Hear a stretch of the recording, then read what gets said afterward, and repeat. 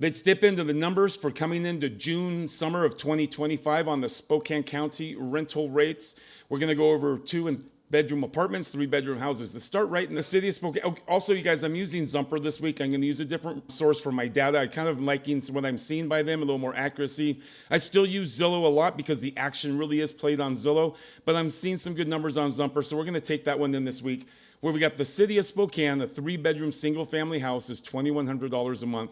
And an average 2-bedroom apartment is $1,315 in the city of Spokane. Spokane, the city rents are significantly below the U.S. average. Across all types, the rent in Spokane is $1,518 of April of 2025. That's 33% lower than the national average, which is $2,024 per month. Spokane Valley rents are a little higher than in Spokane. The 2-bedroom apartment average is about $1,350, and the 3-bedroom house is $2,150 in the Valley. Spokane's overall rent level is roughly $1,619. It's a bit higher than Spokane's, but still 23% lower than that national average. Liberty Lake still has the highest rents in Spokane County. The average 2-bedroom apartment is $1,695 in Liberty Lake, and a 3-bedroom, 2-bath house is in the $2,600 to $2,700 range. Really, I'm seeing that also amongst our rentals around the $2,600 to $3,000 range for a 3-bedroom house right now in Liberty Lake. This got dropped down to Cheney. Cheney right now, the rental market that's heavily influenced by Eastern University. A 2-bedroom apartment right now we're seeing at $1,275, and the 3-bedroom house is around $2,300 down there in Cheney. Cheney's rent levels are moderate. The average rent across all units is $1,525, so that's lower than Spokane's, and that's lower than that national average.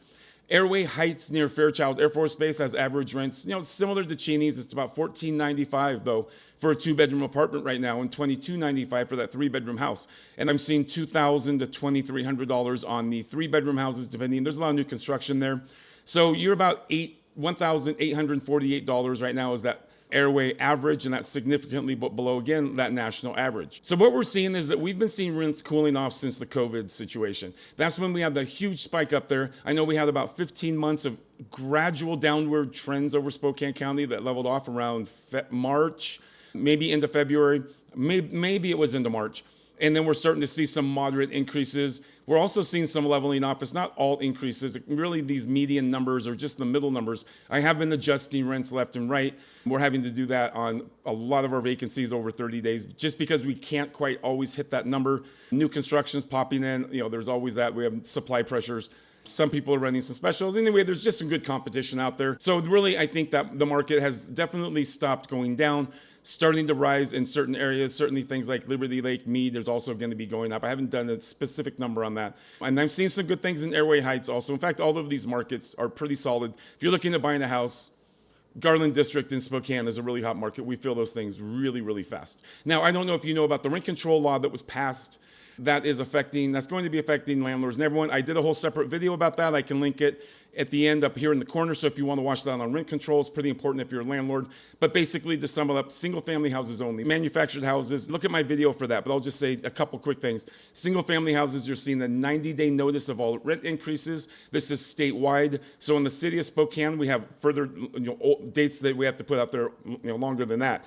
But outside the city of Spokane, it's now 90 days everywhere for that notification of a rent increase. And rent increases are limited to about 10% right now per year. But count on that number once this law gets past judicial review and appellate, and as long as the law stays on the books, they can start lowering that number. They'll always find a way. And that's really a dangerous situation. If they get that number down around 5 or 4%, then you've got a major, major problem. So we'll see what happens with that rent control law.